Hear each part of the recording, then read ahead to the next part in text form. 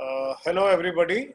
Uh, Welcome to this Glass Academy webinar. I hope all of you are keeping safe and well in these times of COVID-19, where healthcare has become one of the most important parts of our lives. Staying healthy is very important, and designing good hospitals has become even more important. This webinar today is going to be held on World Hepatitis Day, and the topic I have chosen is infrastructure development of the healthcare sector. Uh, so I'll be talking about infrastructure development of the healthcare sector in India.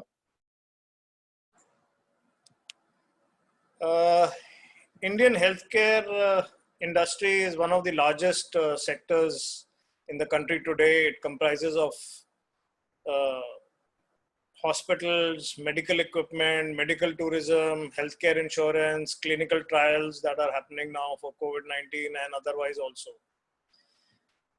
The demand for healthcare has been primarily due to the under-penetrated healthcare market, increasing health awareness and disposable income available with the population, increasing penetration of health insurance, rising incidence of lifestyle related diseases, increase in aging population, growth in medical tourism, and now COVID-19 has brought healthcare to the forefront of our mindset.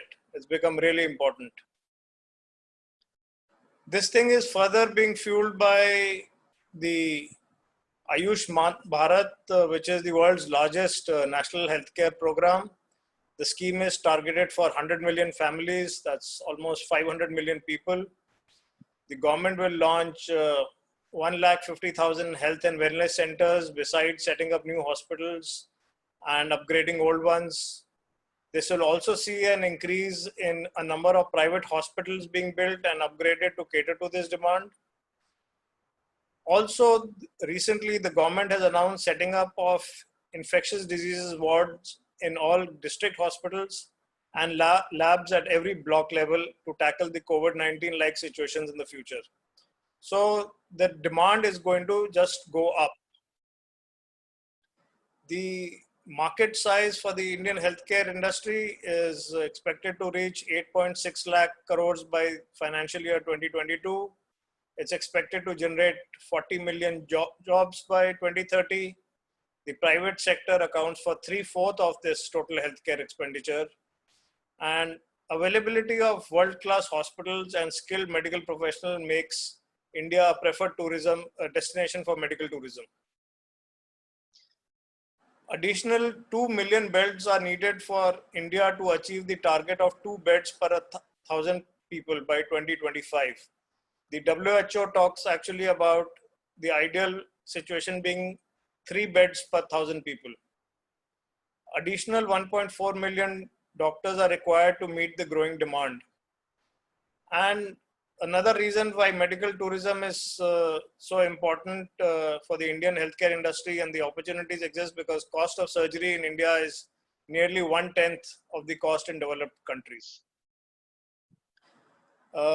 In my first section, I'm going to talk about the emerging trends in healthcare design. One of the most important trends that we see is accreditation.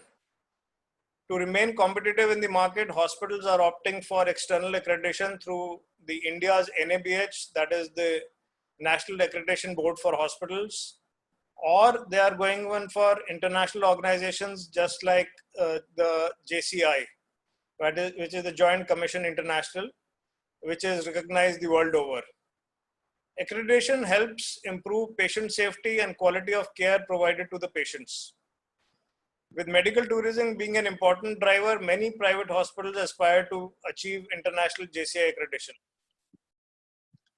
Another trend that you see in the healthcare infrastructure development is the push for new hospitals is going to be in Tier 2 and Tier 3 cities, where these facilities have been broadly missing.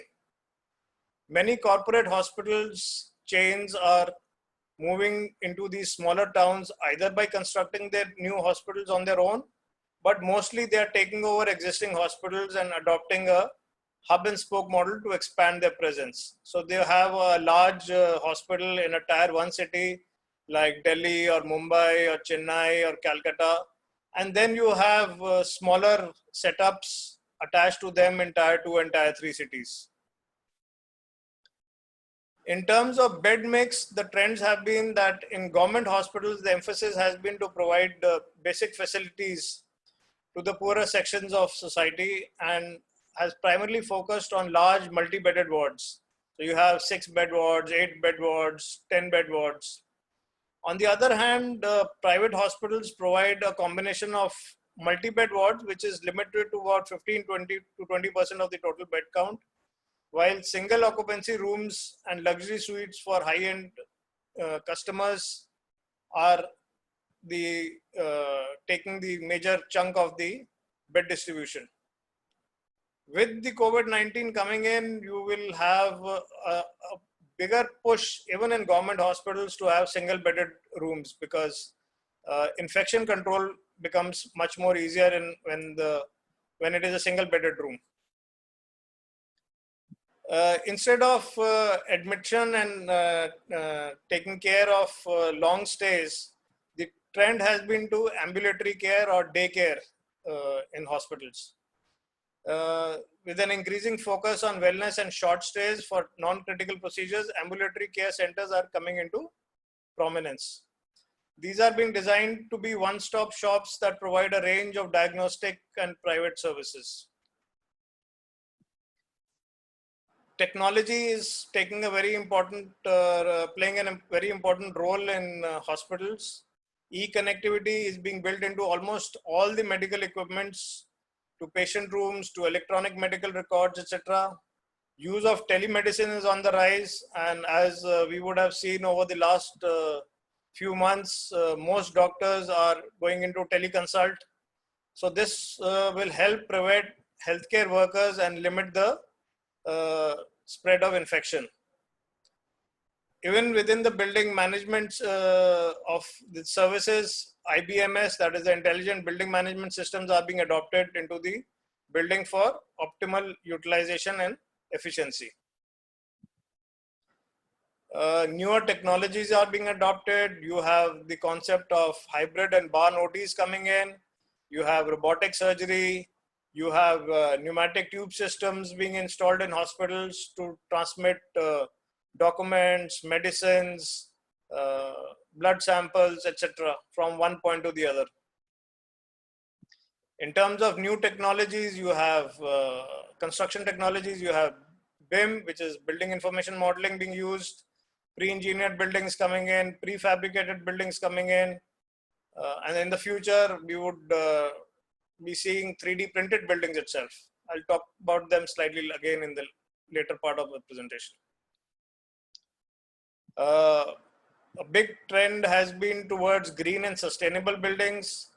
So almost all government hospitals today need to be GRIHA or IGBC certified. Some of the design features being considered for these projects include rainwater harvesting, use of high efficiency light fittings, maximum utilization of natural light, use of low VOC materials, wastewater recycling, energy recycling, and use of renewable sources of energy. Basically the 4 R's: reduce, recycle, reuse, and recover. Another trend that is being observed is healthcare hotels. So these are places of convalescence and supervised care, basically a hybrid cross between a hotel, spa, and a hospital. These bring together comfort and healing. Emphasis on patient-focused hospitals has been on the rise over the last few years. Patients till recent past had just become more of an object on the scene than the focus of design. Sensitivity to people's feelings and their needs have entered in the vocabulary of facility planning and design. The object is to create an atmosphere of safety, security, cleanliness, and physical comfort. With COVID-19, the emphasis is going to be on infection control. So infection control is going to be a major driver for hospital planning post this pandemic. Right from entry point where patients and their relatives enter, we will need to create triaging areas. Earlier, a patient would come in, go into the waiting hall, go into a reception area without getting screened. So now the patients will be screened. If the person is symptomatic, he will be sent to a fever clinic. If he's asymptomatic, he will be allowed to go inside. Physical distancing norms will mean that all waiting areas will have to be much larger and well ventilated also. Corridors will have to be either unidirectional or much wider than what we have today. At the moment, we had simple changing rooms for doctors and healthcare workers. Now we will have to create separate donning and doffing areas.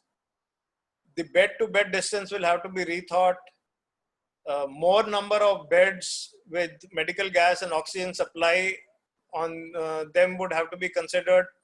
At the moment in general wards, maybe a 6-bedded ward, we could have just 1 or 2 beds with oxygen supply. But the way this pandemic has panned out and the need for oxygen has increased on each bed, so that will change.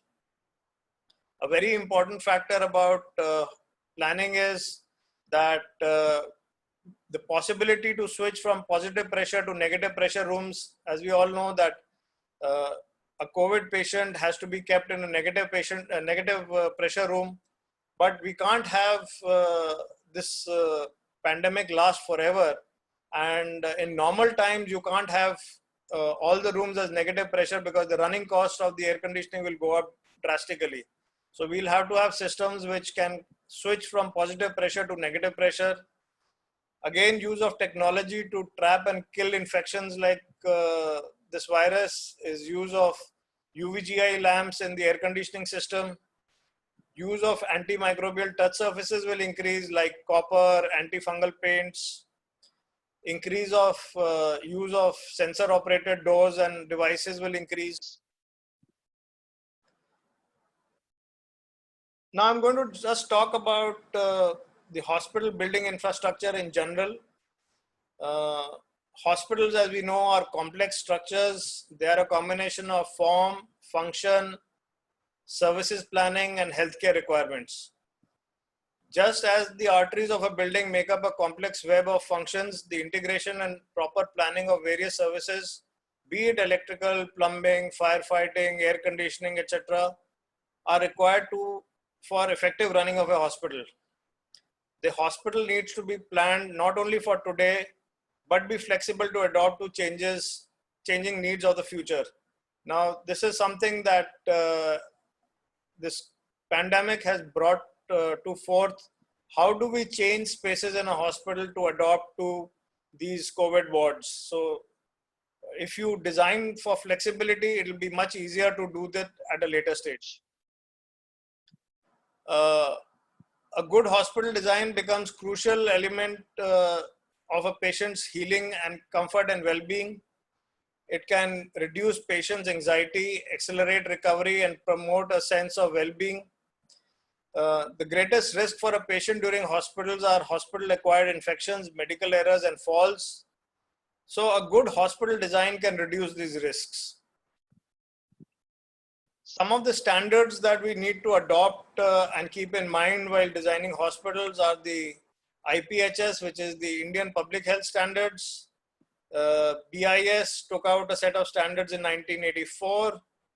There are the MCI, that is the Medical Council of India guidelines for teaching hospitals, which are attached to medical colleges. We have the Clinical Establishment Act for minimum area norms for various healthcare facilities. These have been adopted by some states and will eventually be adopted all over the country. You have the International Health Facility Guidelines for international standards, and the National Ayush Mission talks about various facilities to be upgraded or designed as per the Ayush framework. Besides these healthcare standards, we need to keep in mind our National Building Code. which is for structural safety, fire and life safety, building services, which include plumbing and sanitary services, lighting and natural ventilation, electrical installation, air conditioning and mechanical ventilation, lifts. When we go in for accreditation, we have to keep NABH and JCI norms in mind. After all this, we also need to keep the local building bylaws. And when we are going in for green and sustainable ratings, we need to have the GRIHA IGBC standards to be followed and the ECBC norms. One of the hospitals are expensive projects to create. So the hospital building itself costs something like 60 to 70% of the hospital cost. Medical equipment takes the remaining 30 to 40% of the cost. And then you have running costs, manpower costs, and the maintenance costs. A very important point is how do we bring down this cost? So which can be achieved by efficient space planning, designing for flexibility, designing for expansion, use of technology in design, and energy efficient design to reduce the running costs. Here I am showing you a stack diagram of a general hospital where you would observe that the OPD areas are kept at the lower floor. The OPD and the diagnostic areas are kept on the lower floors to avoid unnecessary traffic on the upper floors. There is a system of corridors interlinking all the areas. The operation theaters have been grouped on one floor, and along with the ICUs and the HDUs, which are the high dependency units and the intensive care units. Support services can be located on a separate block. And as I said, centralized diagnostic services could be made so that they can even be leased out on a PPP basis. This is a slightly different stack diagram of a specialty hospital.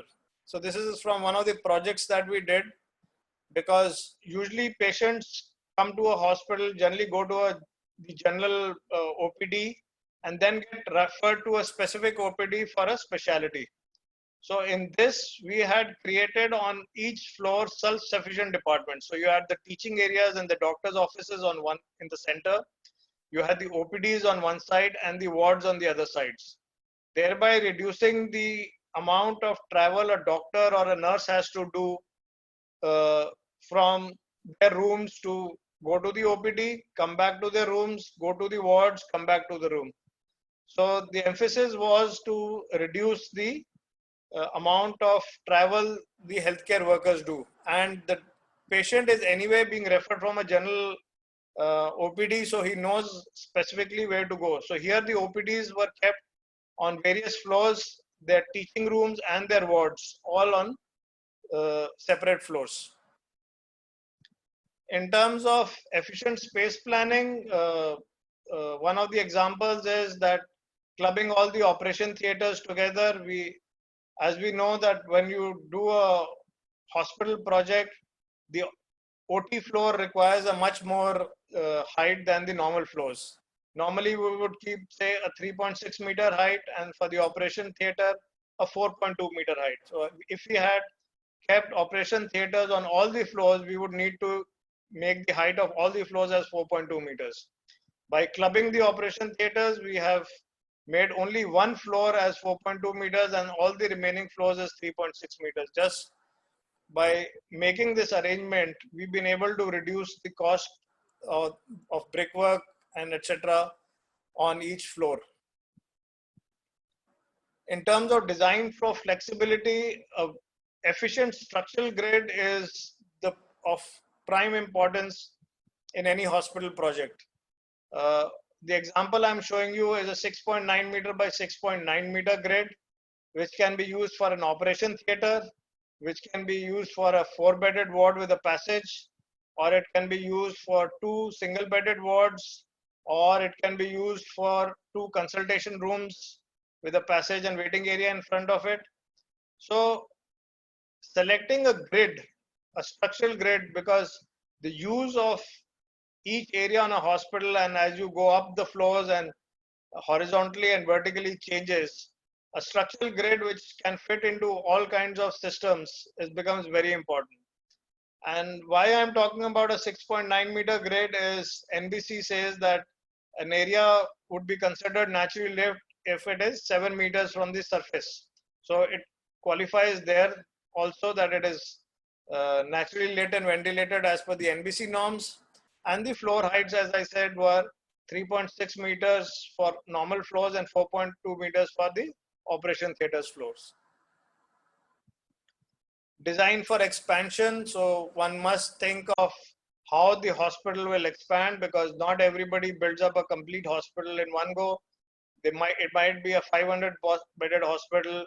Eventually, it could be started with 150 beds, 200 beds, say another 150 beds, another 200 beds to be added as one goes about. So some kind of a modular design with plug and play system could be thought of. Using technology becomes a very important factor, like virtual appointment systems, which would mean that not everybody comes in to take an appointment early in the morning.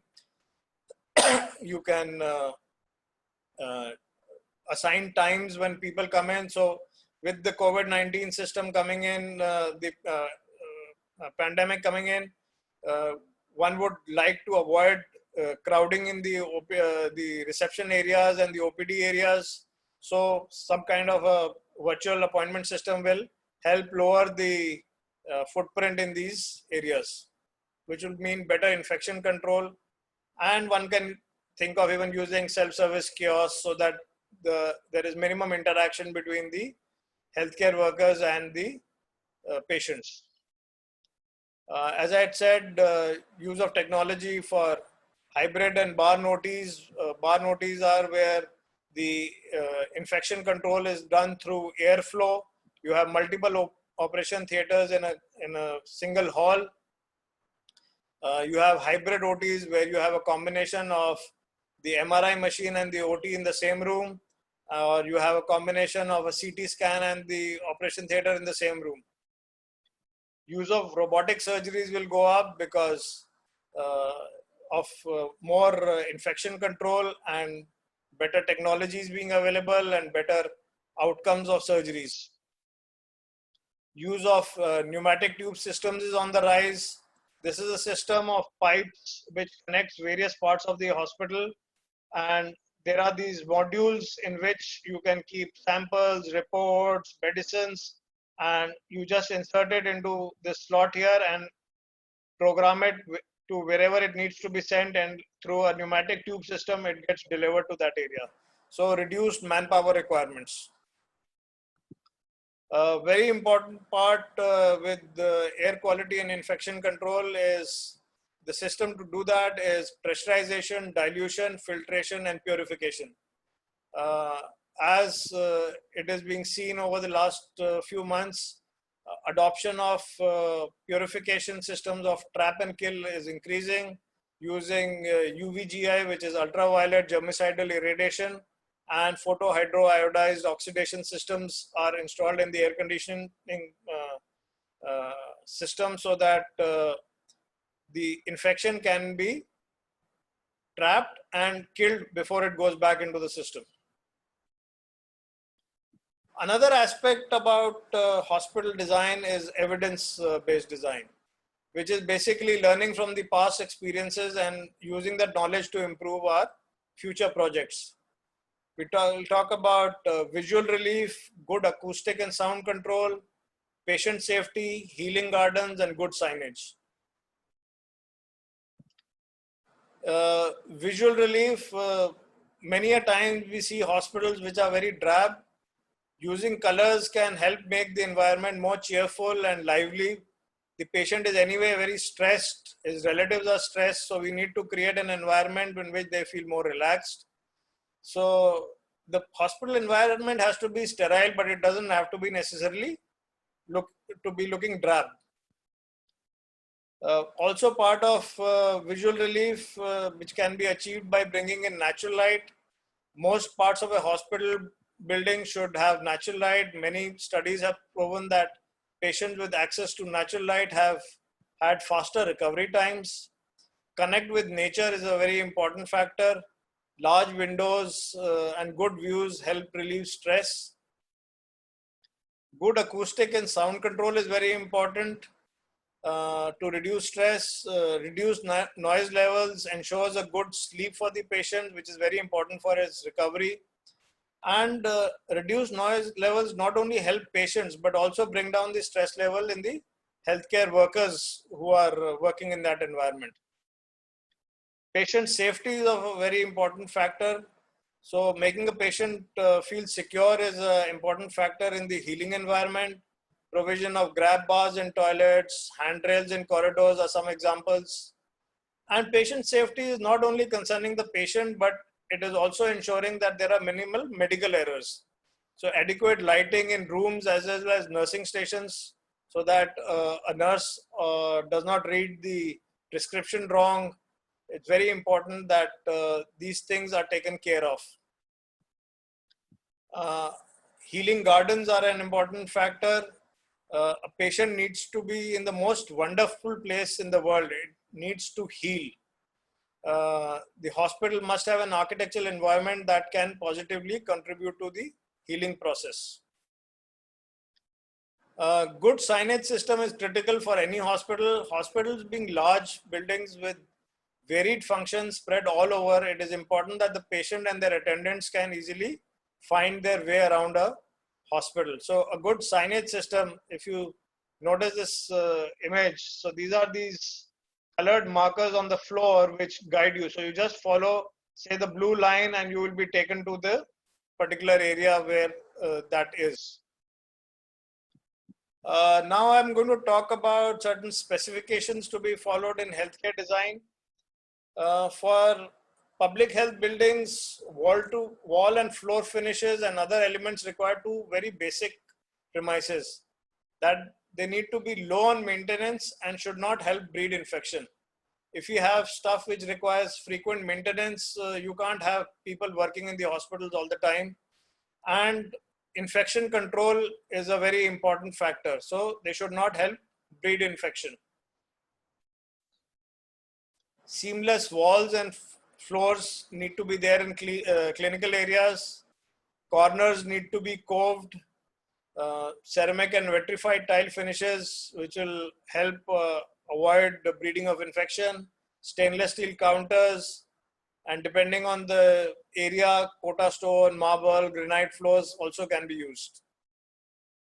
A very important thing which has been talked about but not used much is use of antimicrobial copper for touch surfaces. Copper is known to restrict infection spread. So you could have all the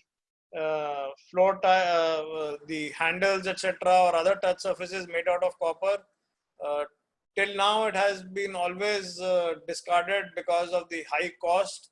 But once adoption increases in various hospitals, hopefully the cost itself will also come down. In terms of doors and windows, we can have doors can consist of pre-laminated shutters fixed on aluminum frames. Windows and structural glazings can be in aluminum with judicious mix of high performance and normal glass panes. Modular OTs are now being adopted on almost all hospitals with state-of-the-art equipment and facilities.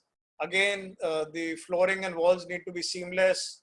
Corners need to be coated so that there is no space for infection or fungal or bacterial growth to happen. Effective cable management is very important in operation theaters by using ceiling mounted pendants. You can't have wires running all over the place in the OT. Sensor operated stainless steel scrubs are there. Hermetically sealed doors are there so that once the operation is going on, the OT can be sealed effectively. In terms of electrical specifications, you need to have proper energy efficient equipment to be utilized. Provision of LAN networks is very important because everything is now getting connected over the internet and internal networks. Building management systems I talked about. Proper selection of switches, even the switch plates. If you have a horizontal edge, that will gather dust, which will eventually cause bacterial and fungal growth. So you need to even select switches properly. In terms of water supply and sewerage, you need to have STP plants, wastewater recycling plant, water treatment plants, rainwater harvesting. Water supply can be managed broadly into three parts. You can have your drinking water, which can be a municipal supply. Washing and bathing can happen from borewell supply after basic filtration and chlorination. And the flushing and the air conditioning makeup can be come from the recycled water from the sewage treatment plant.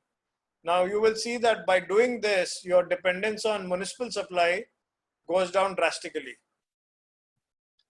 Hospitals need to be green and sustainable. So you need to have pressure passive measures to be adopted, energy efficient lighting, energy efficient air conditioning systems, water conservation, use of solar energy and other renewable energies for power generation or water heating, rainwater harvesting, recovering waste energy, renewable energies. As I said earlier, the 4 R's: recycle, reduce, reuse, and recover.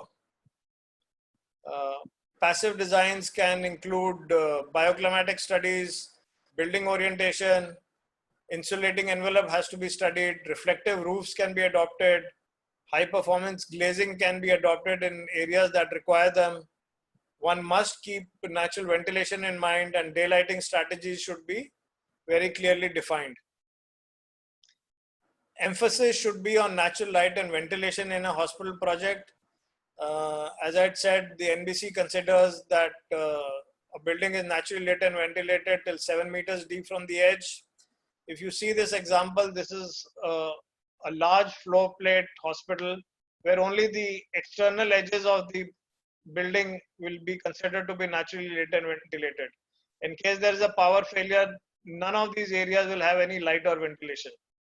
Vis-a-vis a design which can have lighting, natural lighting reach all the areas almost, except maybe the corridor, which can also be lit from the sides. So natural lighting and ventilation becomes very important, and it also helps a patient recover much faster.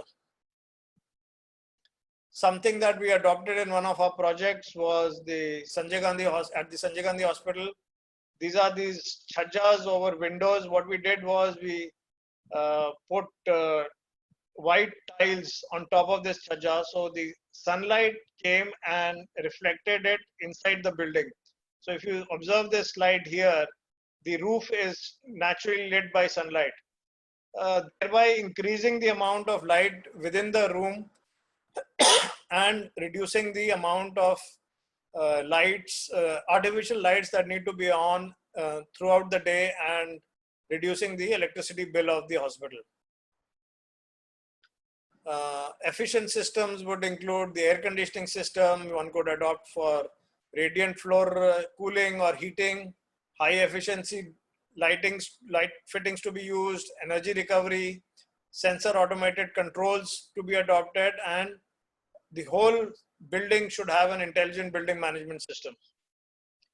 Renewable energy could be in terms of photovoltaic panels, solar water heating, wind power, geothermal energy, biogas power. So these are various options that an architect can think of while designing a hospital. Medical gas pipelines are an important part of any hospital, and with the pandemic coming in and the need for almost every bed to have an oxygen supply has become much more important. So a well-designed medical gas system needs to be there. As I said, signages, both internal and external, are a very important part of any hospital project for wayfinding.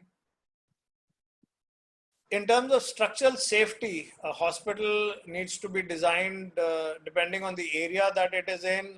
India has 5 seismic zones, zone 5 being the highest, most vulnerable area. And structural safety, so that happens in the term in the design of the structure of the building. You can even talk about grade A buildings which have to be operational even after an earthquake. Immediate occupancy after an earthquake is important. So there are buildings which we are doing a project in Srinagar, where it has to be operational immediately after a major earthquake. So can't afford to have any cracks also in the building. Another important factor which is usually ignored is safety or non-structural components. So you have the structure is standing, but the pipework has collapsed, or the ducts have collapsed, or other buildings have other components which are attached in the building have fallen, the machinery has fallen over. So we need to secure all those components in a hospital, and that aspect is generally missed, which should be taken care of. NBC talks about that one must have a fire evacuation plan in case of an emergency. So that is very important part of the building. Now I will talk about some construction technologies which are being used for healthcare design. As I said, building information modeling is being adopted for creating a virtual model of the project even before it is constructed, so that you can have class detection of services. And even after the building has been created, a BIM model helps in facility management. You have prefabricated buildings being done. So we have this example of Maitra Hospital in Kozhikode, where all the structural elements were completely manufactured in a factory and being installed at site. One would see adoption of these technologies coming in much more with lockdowns happening and work on site being restricted. So you have the structural components prepared at a factory and brought to the site and assembled. You have the pre-engineered buildings. These are photographs of a hospital project in Delhi. And in the future, maybe we will have 3D printed buildings coming up. Project monitoring softwares have become very important, and they play a critical role in ensuring that a project gets completed in time. In terms of future of healthcare design, healthcare delivery will be redefined in terms of centralized digital centers to enable decision making. Continuous clinical monitoring will be there. 3D printing will be there for surgeries, bone parts and other parts of the body will be 3D printed and prepared and used in surgeries. Much more use of smaller and portable devices we will see. The digital patient experience is going to change. Digital and artificial intelligence technologies will help enable on-demand interaction and seamless processes to improve patient experience. Increasing operational efficiency through technology will happen. Digital supply chains, automation, robotics, and machine learning will be used to identify patterns, use of algorithms and data to be automated, to give automated insights to healthcare providers. And we are seeing this almost every day in terms of how they are predicting how this pandemic will grow or not grow, or how it will go away. Artificial intelligence in healthcare is inevitable, and artificial intelligence and machine learning will help diagnose better. You already have systems where X-rays and other diagnostics are being, facilities are being diagnosed by machines. They will treat illnesses more precisely, engage with patients more efficiently. And in terms of our health data, blockchain could play a very important role, because safely and properly stored data is going to be very important, health data. Technology is likely to underline most of the aspects of future hospital and healthcare, but care delivery, especially for complex patients and procedure, will still require hands-on and human expertise. So machines are not going to take over. The doctors will still be required, but future technologies can supplement and extend that human interaction. And we, as healthcare architects and planners, we have this big opportunity to bring together architecture and technology by creating settings that cater to the needs of the patients and healthcare providers. That is primarily our talk on the healthcare infrastructure development. I will now share a few examples of our healthcare projects that we have done as Manchanda Associates. We have done the Medanta Ganganagar Hospital. It's a 200-bedded multi-specialty hospital at Ganganagar, 1,67,000 square feet. We did the Nizam Institute of Medical Sciences extension, a 500-bedded expansion comprising of 300-bedded super specialty block and a 200-bedded trauma block, 4 lakh square feet of area. This is the project that I was talking about in Srinagar, which is a category A building, immediate occupancy post an earthquake. It's a World Bank funded project. We're doing a small interesting project in Bhutan. We did a semi-rural, semi-urban hospital at Hisar, Bagla Hisar, a 50-bedded hospital. Another 50-bedded hospital at Greater Noida. This was our first healthcare project. It was a 176-bedded maternity and child block, an emergency block, and additional facilities like doctors' hostels, nurses' hostels at Sanjay Gandhi Memorial Hospital for the government of Delhi. We were involved with the 500-bedded teaching hospital at Tejpur, Assam. We were involved in retrofitting and remodeling of a 500-bedded hospital at Jorhat in Assam. If you would see a lot of these photographs which have no natural light and ventilation coming in, and so they were these dead areas, and we created courtyards within the building to bring in natural light and ventilation into the building, which becomes very important. So to end my talk, basically designing an efficient, effective and soothing healthcare facility plays an important role in a patient's treatment and recovery. Thank you.